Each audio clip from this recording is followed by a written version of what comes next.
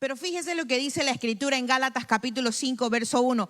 Dice, Cristo nos libertó para que vivamos en libertad. ¿Qué era lo que vimos al principio en el video? Donde vimos que estamos metidos en una celda. Y se abre la puerta y el hombre se aparece. Y es allí cuando tú y yo decimos, sí, Señor, yo te acepto como mi Señor y mi Salvador. Y decido salir de la celda. Pero mira lo que dice Gálatas capítulo 5, verso 13. Vamos a ver si esto se mueve.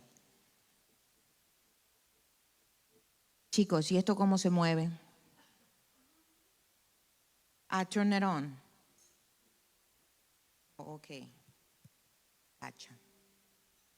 La tecnología es lo máximo. Eso, así es. Así es. Gálatas capítulo 5, verso 13 dice, les hablo así, hermanos, porque ustedes han sido llamados a ser libres, pero no se valgan de esa libertad para dar rienda suelta a sus pasiones. Más bien, sírvanse unos a otros con amor. Mire lo interesante de este verso. Está diciendo, la palabra del Señor nos dice en Gálatas, hermanos, ustedes han sido llamados a ser libres. Está hablándole ¿a quién? A la iglesia. Está hablándole a los creyentes, a los judíos. Hoy en día nos está hablando a nosotros que creemos en Cristo, que amamos al Señor. Nos dice, yo los he llamado a que vivan en libertad. Fíjese, pero sigue más adelante y dice, pero no se valgan de esa libertad para vivir como ustedes quieran. Y esto es interesante, porque a veces nosotros como creyentes creemos que porque hemos sido salvos, creemos que porque ya Cristo nos salvó, ya Cristo nos redimió, creemos que podemos hacer lo que nosotros querramos. Y eso no es lo que dice la Escritura. Por eso dice, pero no se valgan de esa libertad para vivir o dar riendas sueltas a sus pasiones. Y esto es interesante. Por eso la pregunta que saltó a mi mente es, ¿cómo un creyente, cómo nosotros como cristianos podemos llegar a estar en esclavitud? Porque sí sucede, hermanos. Ojo con esto, como creyentes y como cristianos no podemos ser poseídos por el enemigo, pero sí podemos ser perturbados por el enemigo. Y solo nosotros le damos la oportunidad a él para que venga a perturbarnos. Pero ¿cómo lo hacemos? Abriendo puertas espirituales que le permiten, que le dan la autoridad al enemigo de venir a perturbarnos, de venir a molestarnos. Y entonces yo hoy te quiero hablar de 3 puertas que son importantes y necesarias de conocer para que podamos nosotros meditar y poder entender cómo funciona el mundo espiritual y cómo nosotros podemos cerrar esas puertas para decirle al enemigo, ya no vienes más a molestarme, porque ya no vives tú, mas Cristo vive en mí. Amén. Y ojo con esto. El orgullo, la altivez, es una de las puertas más poderosas que el enemigo usa para nosotros, en nosotros para esclavizarnos. Pero de eso voy a hablar la próxima semana. La puerta número 1 que como creyentes y cristianos abrimos y que nos esclavizan y nos atan es... Ay, ustedes ya me lo habían cambiado. Ay, que estos muchachos andan en todas. La iniquidad continua. ¿Pero qué significa iniquidad? Ustedes me conocen que me encanta ir al diccionario y la palabra iniquidad en el diccionario dice que es todo acto que designa maldad, perversidad, abuso o gran injusticia. Es decir, todo acto contrario a lo moral, la justicia y la religión. Lo que me está diciendo el significado es que todo aquello que va en contra de lo que la palabra de Dios me dice, si yo lo hago, estoy viviendo en iniquidad. ¿Estamos hasta ahí? ¿Ok? Pero ahora vaya conmigo a Juan capítulo 8, verso 31 al 33. Dijo entonces Jesús a los judíos que habían creído en él: si vosotros, escuche bien, si vosotros permaneciereis en mi palabra, seréis verdaderamente mis discípulos. Verso 32. Y conoceréis la verdad, y la verdad os hará libres. Verso 33. Le respondieron: linaje de Abraham somos, y jamás hemos sido esclavos de nadie. ¿Cómo dices tú, seréis libres?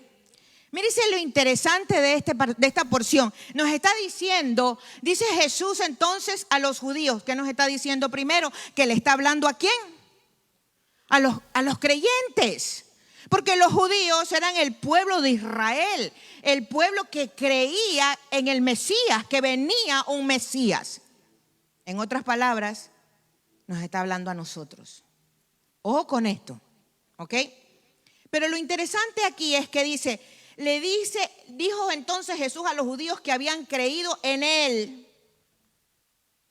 si vosotros permaneciereis en mi palabra, ojo con esto, permanecer en su palabra es que yo conozco su palabra, estudio su palabra, saco el tiempo para buscar su palabra y la pongo en práctica. Hello, la pongo en práctica. Eso es permanecer en mi palabra, dice él. Pero dice, seréis verdaderamente mis discípulos. ¿Qué me está diciendo? Que cuando yo conozco, permanezco en su palabra, estudio su palabra, conozco su palabra, ¿me convierto en qué? En sus discípulos. Pero lo interesante del verso es que me dice: y conoceréis la verdad. Esa palabrita "y", quiero que entendamos este pasaje. Y es un adverbio. Gramaticalmente es un adverbio. Pero es un adverbio de tiempo que me indica cronología. ¿Ok? Entendamos esto. Me está diciendo, si yo permanezco en su palabra, me convierto en su discípulo y entonces conoceré la verdad. No voy a conocer la verdad sin hacer esto antes. Eso es lo que me dice ese adverbio de "y". Yo no puedo conocer la verdad de Dios si no estudio su palabra, si no conozco su palabra. Y entonces cuando yo conozco la verdad, ¿qué dice? Que es esa verdad la que me va a hacer libre. ¿Sí se está dando cuenta? No es solamente que yo acepte a Cristo. El aceptar a Cristo es cuando usted vio en el video que se abrió la puerta. Pero eres tú el que decide salir. ¿Y cómo tú decides salir? Cuando le dices al Señor: yo te quiero conocer. Yo quiero aprender de ti. Yo quiero que me expliques lo que dice su palabra. Yo quiero conocerte más. Yo me quiero enamorar de ti, como cantábamos hace un rato. Y fíjese es que esto me encanta, porque el verso 33, siguiendo con el tema, el pueblo, los creyentes, le contestan: pero Señor, si nosotros nunca hemos sido esclavos, ¿cómo nos dices que vamos a ser libres? Y quizás tú hoy digas: ay, pastora, pero si yo soy un cristiano, un creyente, y yo vengo a la iglesia todos los domingos, yo diezmo, yo le sirvo a Dios, ¿cómo yo voy a ser esclavo? Te voy a contar la historia, que si tú has leído el Antiguo Testamento, ese pueblo que le estaba diciendo al Señor que nunca habían sido esclavos, fueron esclavos de los caldeos, fueron esclavos de los egipcios, fueron esclavos de todo el mundo. Ellos fueron esclavos de los babilonios, de los griegos, de los asirios, de los egipcios. Y en ese momento, cuando está pasando eso, ellos eran esclavos de los romanos. ¿Qué me está diciendo? Que ellos ni siquiera se habían dado cuenta de que eran esclavos. Nosotros como creyentes no nos damos cuenta que estamos siendo esclavos. Y pensamos que como creemos en Dios y como hacemos las cosas de Dios, entre comillas, porque hacer las cosas de Dios es obedecer su palabra. Es hacer lo que Él me dice que yo haga, no lo que yo creo debo de hacer. No es lo que yo quiero, es lo que Él quiere en mí. Y fíjese, ellos no se habían dado cuenta. Pero me encanta porque el verso 34, si seguimos más adelante, el verso 34, el Señor Jesús les responde de esta forma y les dice: de cierto os digo, que todo aquel que hace pecado, esclavo es del pecado. Lo que me está diciendo es que el Señor Jesús me llamó mucho la atención, porque después de hacer este análisis dije, pero qué raro, el Señor Jesús nunca les dijo, pero si ustedes son esclavos. Él no se paró en esas minucias, pero Él les dice: de cierto te digo, que todo aquel que hace pecado es esclavo del pecado. Y Él está hablando al pueblo, porque no está hablando de una esclavitud física, como ellos le contestaron. Nosotros no somos esclavos de nadie, y se habían olvidado que habían sido esclavos de muchos. Pero el Señor Jesús está hablando de una esclavitud espiritual. Jesús no está hablando de salvación. Jesús está hablando a los creyentes de que nosotros como creyentes podemos elegir caminar en sus mandatos o podemos elegir volver a la esclavitud. ¿Se acuerda del video? Él abrió la puerta, tú decides salir. Y cuando tú sales, es caminar en sus mandatos. Y Él dice: yo quiero que seas libre. Pero para que nosotros verdaderamente seamos libres, necesitamos vivir en su voluntad. La pregunta es: ¿conoces la voluntad de Dios? A ver, ¿cuántos de aquí conocen la voluntad del Padre? ¿Cuántos conocemos la voluntad del Padre? Entonces se quedan callados. ¿Por qué? Porque tenemos que hacernos esas preguntas. ¿Verdaderamente conozco la voluntad del Padre? ¿Sé qué es lo que el Padre quiere para mi vida? ¿Sé qué es lo que Él desea que yo haga? Porque cuando tú y yo conocemos la voluntad del Padre, estamos claros en lo que vamos a hacer. Y no importa si estoy caminando por un desierto, porque en medio del desierto Él se manifiesta. En medio del desierto Él nos habla. En medio del desierto Él provee. La cuestión es: ¿conoces la voluntad del Padre? Todo aquel, dice Él, que hace, en otras versiones, porque el punto aquí es, porque Él les está diciendo aquí: de cierto os digo, que todo aquel que hace pecado. Cuando está hablando hacer pecado, está diciendo todo aquel, en otras versiones dice aquel que permanece en pecado. Aquel que está comprometido con el pecado. Eso es lo que está diciendo ese verso. Y entonces podrás pensar en este momento: ay, pastora, pero yo no permanezco en el pecado. Porque todos pecamos, aquí todos pecamos. Todos los días cometemos errores. Pero lo que está diciendo ese verso es aquella persona que planifica, aquella persona que sabe que está haciendo mal, pero sigue cometiendo pecado. Hello, iglesia. Nosotros como cristianos y creyentes sabemos lo que tenemos que hacer, muchos de nosotros. ¿Y por qué no lo hacemos?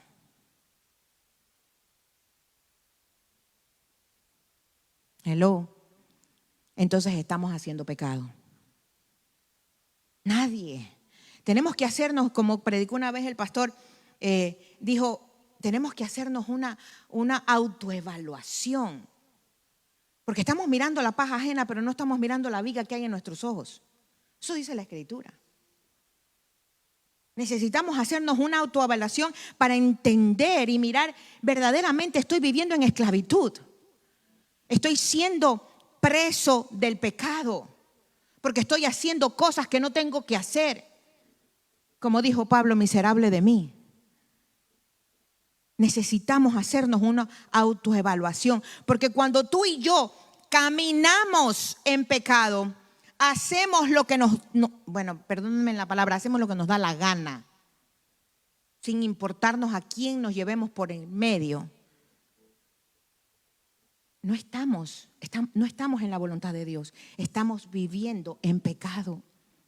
Y por lo tanto la palabra nos está diciendo que en ese momento, cuando nosotros estamos haciendo lo que nosotros queremos y no estamos haciendo la voluntad del Padre, estamos abriendo una puerta grandísima, porque eso es vivir en iniquidad. Y esa puerta, hermanos, viene cualquier espíritu del enemigo a poner cizaña en tu corazón. Y poco a poco te empiezas a separar. Y poco a poco te empiezas a hacer a un lado. Y entonces el día de mañana ya la pastora te cayó mal. No me gustan las botas que se puso hoy. El pastor está muy gordo, hay que bajar de peso. O no me gusta la iglesia. O no me saludaron. Y se nos empiezan a ocurrir un montón de cosas. ¿Por qué? Porque no estamos entendiendo el significado de lo que el Señor Jesús nos está diciendo. Yo no quiero que vivan en iniquidad. No quiero que si ya saben lo que tienen que hacer, empiecen a hacerlo. Como ejemplo te voy a poner qué es lo que me llamó mucho la atención. Y yo compartía esto con mi esposo el otro día y le decía, es increíble cómo el enemigo ha venido de generación en generación tratando de meterse en nuestras familias, en nuestros hogares, en la iglesia, en todos lados. ¿Cómo? En la antigüedad antes la pornografía era algo que no se veía. Hoy en día se ve por todos lados. Y poco a poco, si usted se pone a mirar el alcohol, las drogas, la pornografía, son adicciones, hermanos. Son puertas grandes y abiertas que el enemigo usa para destruir nuestras vidas. Hoy en día se ha metido, ¿sabe por dónde? A través de las redes sociales. Yo conozco mucha gente que está adicta a las redes sociales. Pasan horas en el teléfono. Hermano, y aunque usted me diga, es que yo no estoy viendo nada malo. Usted podría estar aprendiendo la palabra de Dios. Son puertas, hermanos, que se abren y estamos viviendo en iniquidad. Y el Señor nos dice, es hora de cerrar esa puerta. Es tiempo de que la cierres.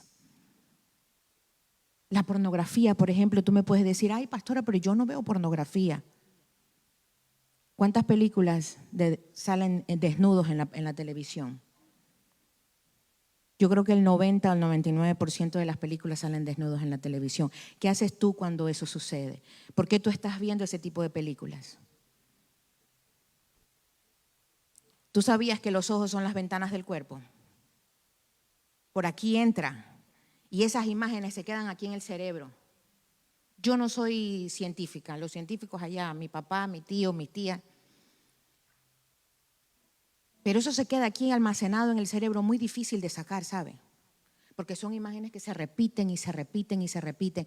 Y el Señor no quiere eso para nosotros. Es tiempo de cerrar esas puertas de iniquidad. La segunda puerta espiritual que puede venir a perturbar nuestra vida es la enfermedad continua. Y ojo con esto, no estoy diciendo que siempre una enfermedad es una señal de que se ha abierto una puerta. Pero quiero que vayas conmigo a Lucas capítulo 13, verso 10 al 12. La escritura es clara. Y la escritura nos habla en Lucas capítulo 13, verso 10 al 12. Dice, enseñaba Jesús en una sinagoga en el día de reposo. Ojo, en el día de reposo. Y había allí una mujer que desde hacía 18 años tenía espíritu de enfermedad. Y esto me llama la atención. ¿Tenía un qué? Un espíritu de enfermedad. Lo que me indica que la enfermedad puede venir a través de un espíritu inmundo. Ojo con esto. No estoy diciendo que siempre lo sea, pero cuando abrimos puertas, sobre todo, y allá voy, la falta de perdón no es una puerta, es un portón abierto para el enemigo. Así que si en tu vida hay algo que tú no has perdonado o a alguien que tú no le hayas perdonado, es tiempo de perdonarlo. Porque el Señor está diciendo, necesito que cierres esas puertas. Necesito que las canceles. Pero fíjate lo que dice. Y allí había una mujer que desde hacía 18 años tenía un espíritu de enfermedad y andaba encorvada y en ninguna manera se podía enderezar. Cuando Jesús la vio, la llamó. Me encanta esto. Me encanta.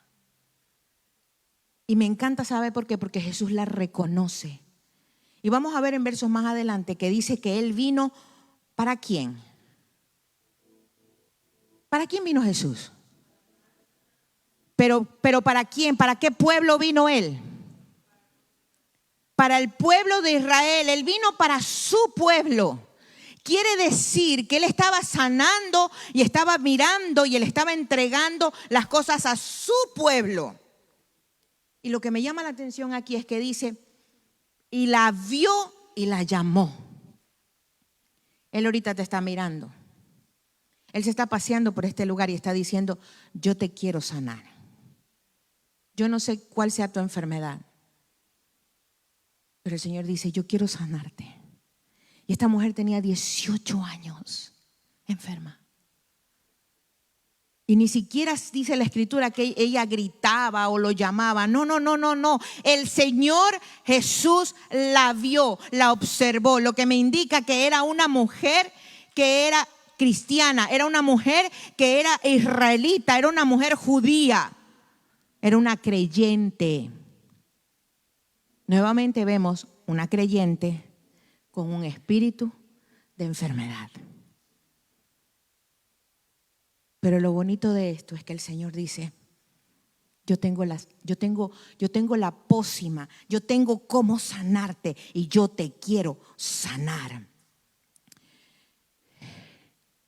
Es más, yo creo que cuando él la vio, vente Jenny para acá.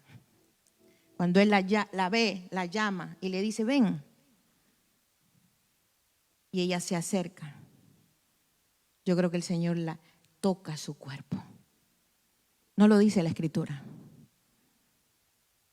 Pero yo creo que el Señor tocó su cuerpo y le dijo, sé sana.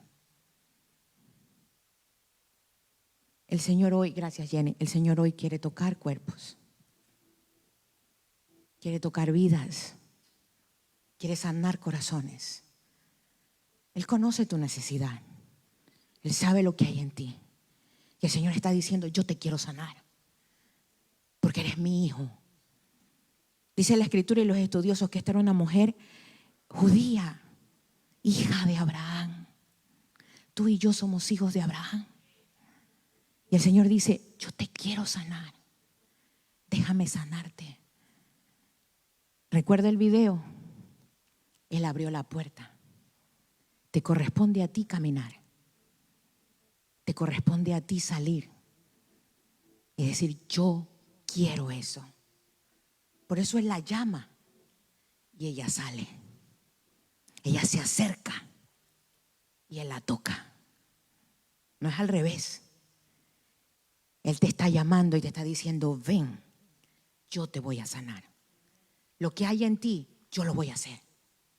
Y Él va a tocar tu cuerpo, Él va a tocar tu espíritu, Él te va a tocar completamente y va a cambiar y va a transformar tu entorno, tu vida, va a cambiarte completamente, porque Él es el Dios de milagros. Él sigue siendo el mismo de ayer, de hoy y de por los siglos, y Él quiere hacer algo hoy contigo. Pero es tiempo de que tú hagas tu parte. Hay que buscarlo, hay que orar, hay que estudiar su palabra y hay que conocerlo. Pero la tercera puerta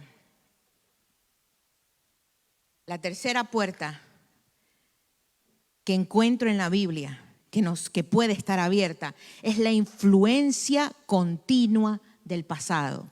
¿Y de qué se trata esto? Vaya conmigo a Marcos, capítulo 7, verso 24 al 30. Dice la Escritura que levantándose de allí, está hablando de Jesús, se fue a la región de Tiro y de Sidón, y entrando en una casa no quiso que nadie lo supiese, pero no pudo esconderse. Eso le pasaba muchas veces al Señor. Porque una mujer, escuche bien, porque una mujer cuya hija tenía un espíritu inmundo, era una mujer cuya hija tenía un espíritu inmundo, me está diciendo que estaba poseída. En ese momento me está diciendo que era una mujer que no pertenecía al pueblo judío. Luego que oyó de él, porque se conocía que el Señor Jesús estaba sanando y haciendo milagros. Luego que oyó de él, vino y se postró a sus pies. Pero lo interesante de esta porción es que en el verso 26, el autor de este libro se toma la molestia de decirme quién era esa mujer. Y me dice que la mujer era griega y sirofenicia de nación. Y ahí me quiero parar un ratico. ¿Por qué me quiero parar un ratico? Porque me está diciendo que era griega. Me está diciendo que era sirofenicia también. La Biblia me dice que era una incrédula. Me está diciendo, ella no era una persona que creía en Dios, porque era una griega. Pero no era solo, o sea, no solamente me dice porque se pudo haber quedado y me hubiera dicho, era griega. Ya con eso yo ya sabía que no era del pueblo del Señor. Pero me dice que era sirofenicia. Fíjese, Tiro, la ciudad de Tiro era fenicia, ¿ok? Y esta nación era conocida antiguamente como una nación que la mayoría de los teólogos consideran como una sede del paganismo.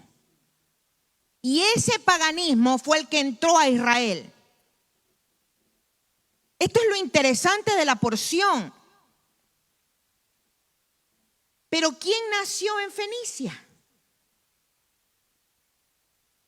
En Fenicia nació Jezabel, la gran y famosa conocida Jezabel, la reina Jezabel. ¿Y quién era Jezabel? Jezabel fue la que se casó con Acab y trajo el ocultismo y la brujería y los dioses falsos y el paganismo a Israel, más que cualquier otra persona. ¿De dónde vino? De Fenicia. Fíjense lo que me está diciendo, es griega, los griegos no creían en Dios, no creían en nadie. Me está diciendo que es Fenicia, que es la sede del paganismo, de la brujería y del ocultismo. Miren lo que me está diciendo. Y no se queda ahí, me dice que es de Siria, porque es Ciro, de Siria. Y a lo largo de la Biblia, la palabra Siria significa orgullo. Esta nación era una nación conocida por la soberbia, la brujería y el ocultismo. Ojo con esto. ¿Por qué le quiero decir todo esto? ¿Por qué le digo, por qué le quiero explicar esto? Que a veces lo leemos y lo pasamos así rápido. Oh, sí, la mujer era sirofenicia. La Escritura lo que nos está diciendo es, esta mujer provenía de una familia, de una historia, de un bagaje que provenía del paganismo y del ocultismo.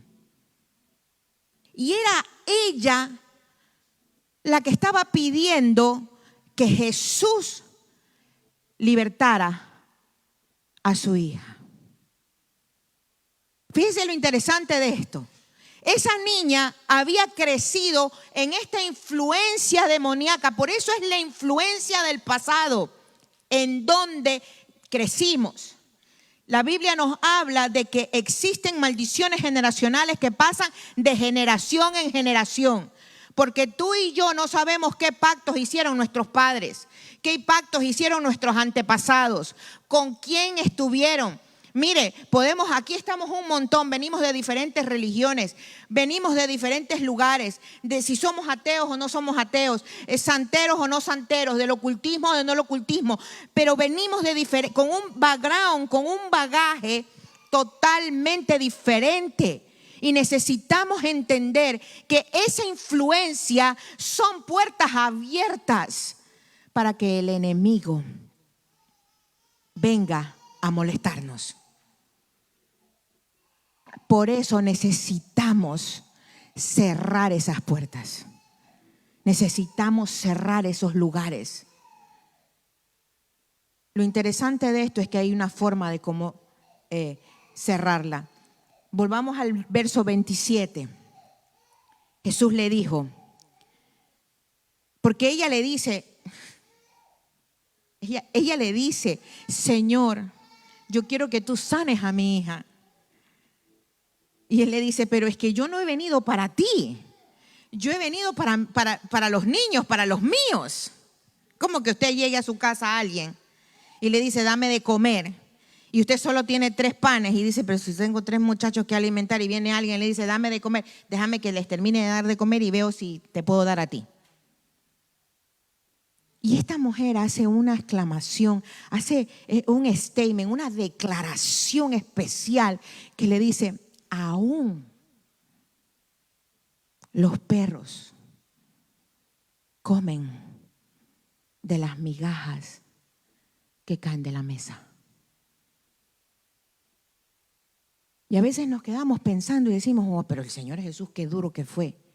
Lo que está hablando el Señor en ese pasaje está diciéndonos, yo vine para mis hijos. Yo no he venido para ti. Todavía no te toca. Pero la fe, escuche bien, la fe, porque le dice, aún los perros comen de las migajas que caen de la mesa. Ella le está diciendo, no importa que hayas venido a los tuyos, no importa que tus hijos van a comer de esas migajas que ellos tiren, yo quiero recibir. La fe, porque le dice la Escritura, por esta palabra ve, el demonio ha salido de tu hija. La fe. ¿En quién? En Jesús. Ella sabía que Él era el Mesías. Ella, a diferencia del pueblo judío, lo reconoció. Tú y yo sabemos quién es el Mesías.